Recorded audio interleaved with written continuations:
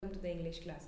I hope you all are happy and fine. So dear students, I hope you remembered what we did in our last class. So in our last class we have started a beautiful poem from our English textbook part 2, that is lesson line. And what is the name of the poem? The name of the poem is "Oh Nani, Tell Me a Tale." So what were the things that we discussed in our last class? Let us do a quick recap of those things.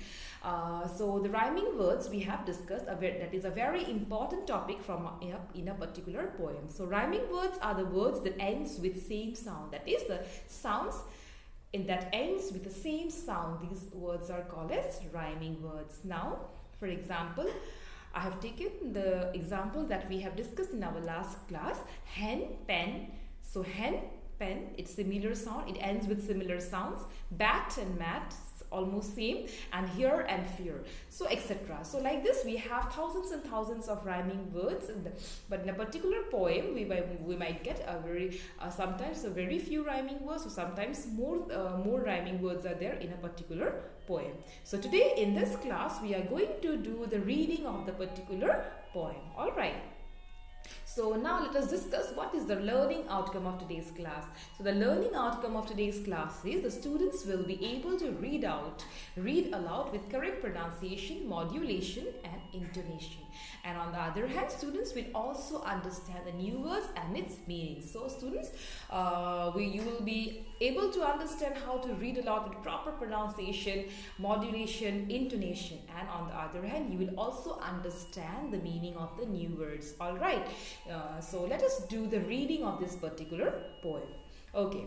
Oh Nani, tell me a tale. I am going to read out the poem. I request everyone to please take out your book and put your fingers on every line that I read so that it will help you to read the poem wisely. All right. Oh Nani, tell me a tale. Oh Nani, tell me a tale of a friendly dog that wags its tail, of hills and valleys and forests green, of little fairies and their queen. Oh Nani, tell me a tale of lions and tigers and ships that sail, of heroes who win wars and the sun, moon and stars. Oh Nani, I will never forget the tales I hear after sunset. Manjula Shukla. So this is the poem, dear students, a very interesting poem where a grandmother Nani used to say bedtime stories to her granddaughter.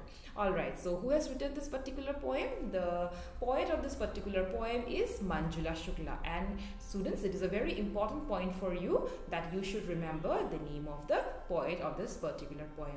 Now, what are the important words, that is the new words we have found in this particular poem? So the new words that we have found here is tale, T-A-L-E, tale. The next one is valleys, V-A-L-L-E-Y-S, valleys. The next one is sail, S-A-I-L, sail.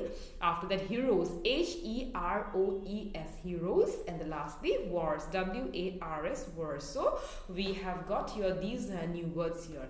Now, let us discuss this new words along with its meaning. So the first new word that we have already got, that is tale. What is the meaning of tale, students? Tale means story, different kind of stories. All right, so here I have given a picture, a cover page of a storybook. You can see here the first book of fairy tales for the picture. So here it has been given the cover page of a particular storybook. So it refers to story. Tale means story. All right.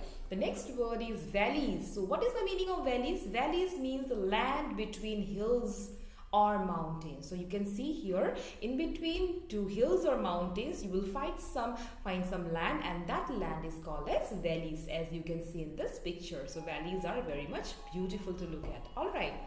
Our next word is sail, S-A-I-L, sails. Now what is the sail? Sail means to travel in water by ship or boat. Sail, that you can see this ship is sailing on the water. That means it is sailing, it is traveling from one place to another, or maybe it may be sailing to a little bit of a distance place. So it is travel in water by ship or a boat. That is the meaning of sail. The next word is heroes. Now what are heroes? Heroes are the brave people who used to fought for their maybe their country's sake or their kingdom's sake or anything. Now you can see the picture of two warriors or two heroes from ancient times. Okay, these are the brave people who are not afraid of anyone or anything. They used to be very brave, so these are called as heroes.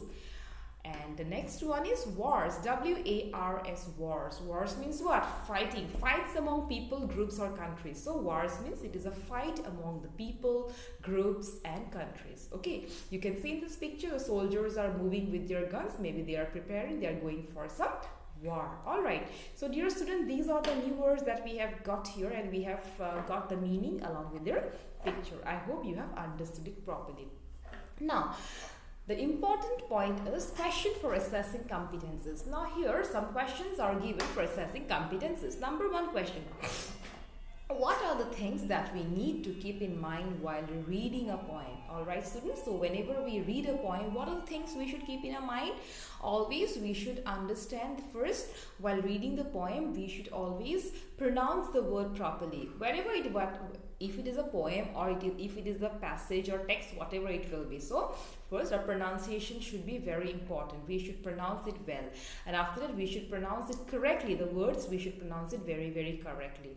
Alright, we should also read with proper intonation, in a rhythm we should read it. Okay, now the next question is give the meaning of the following words. Okay, here are three words are given, so you have to give the meaning of these words, like tales, sail and heroes. Okay, it is just think about it and you have to give the meaning of this. Students, we will be discussing these questions in our live classes. I will be asking these questions to you and you have to answer me. Alright, now finally let us do the summary of today's class. So the summary of today's class is reading of the poem we have done, and also we have done the meaning of the new words. So I hope it is clear to you. So